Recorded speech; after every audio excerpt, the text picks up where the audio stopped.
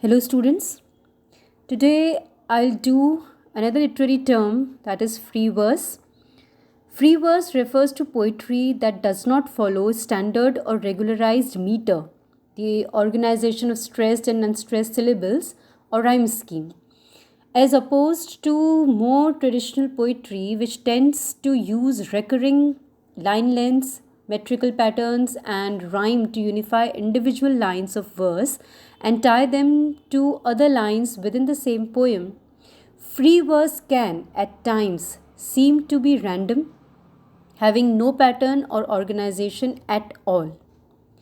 Yet, in the hands of many poets, free verse enables a different kind of organization as they balance free verse openness, its ability to provide elements of the poem with a different amount of emphasis, with the use of repeated imagery or syntactic patterns to maintain coherence and create a sense of connection among lines.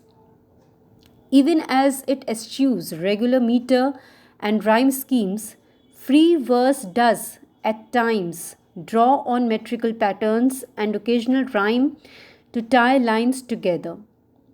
What distinguishes free verse from other traditional forms of verse is that it only uses these elements occasionally, for a few lines here and there in a longer poem, and does not use them to structure the poem as a whole. A poem in free verse, then, does not lack structure or, in many cases, some instances of metrical organization or rhyme. It simply does not maintain or use a regular pattern of meter or rhyme to structure the poem as a whole. Instead, free verse relies more on thematic, syntactic, or semantic repetition and development to create coherence. Walt Whitman's Leaves of Grass is often credited as introducing free verse into English language poetry. While not quite true, Whitman's poetry helped to establish free verse potential for exploring a broad range of topics and its ability to embrace an extensive number of ways of organizing verse lines. Later 19th century poets, such as Matthew Arnold in England, further explored the use of free verse. In the 20th century, free verse came to dominate much poetic production in English, beginning with the modernists such as T.S. Eliot, Ezra Pound, and William Carlos Williams, who saw the open form as allowing for the more nimble representation of a modern fragmented and accelerated world.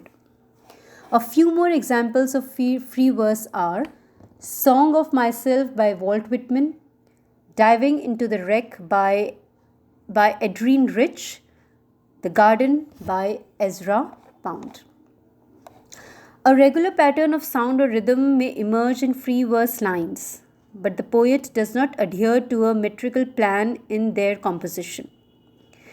Generally speaking, formal verse gradually fell out of fashion with poets over the course of the 20th century.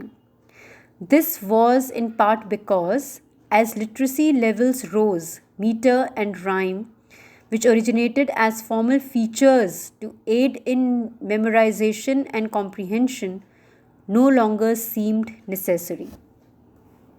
But free verse was also attractive to poets simply because it lacked the restrictions and constraints imposed on poetry by meter and rhyme, and therefore left it to the poet to determine the form his or her poem would take and to invent his or her own restrictions and constraints.